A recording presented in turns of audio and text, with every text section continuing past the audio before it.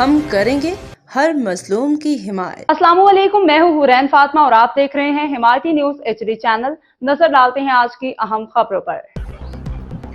گلشن حدید phase 2 میں مبینہ تجاوزات اور سیوریج کا بحران، علاقہ مکینوں کا فوری کارروائی کا مطالبہ۔ کراچی سے روزنامہ حمایتی نیوز کے سینئر چیف کرائم رپورٹر حاجی عبدالغنی باریچو کی رپورٹ کے مطابق گلشن حدید فیز 2 کے رہائشیوں کی جنوں نے پارک کی آڑ میں مبینہ تجاوزات، سیوریج کے گندے پانی اور شہری سہولیات کے غلط استعمال کے حوالے سے شدید تحفظات کا اظہار کیا ہے۔ شہریوں کا مطالبہ ہے کہ متعلقہ ادارے فوری نوٹس لے کے غیر جانبدارانہ تحقیقات کریں۔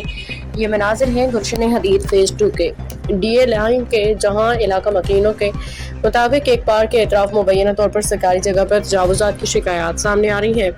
رہائشیوں کا کہنا ہے کہ گزشتہ ایک سال سے علاقے میں سیوریج کا گندا پانی چھوڑے جانے کے باعث L10 مارکیٹ سے پہلے سڑک تالاب کا منظر پیش کر رہی ہے۔ ان کے مطابق تعفن و گندگی کی وجہ سے بچوں، بزرگوں اور دیگر رہائشیوں کی صحت متاثر ہو رہی ہے۔ بعض شہریوں نے یہ بھی دعویٰ کیا ہے کہ ماضی میں اس مقام پر مبینہ تجاوزات کی کوشش کو علاقہ مکینوں نے ختم کروایا تھا، تاہم ان کے بقول صورتحال دوبارہ پیدا ہو گئی ہے۔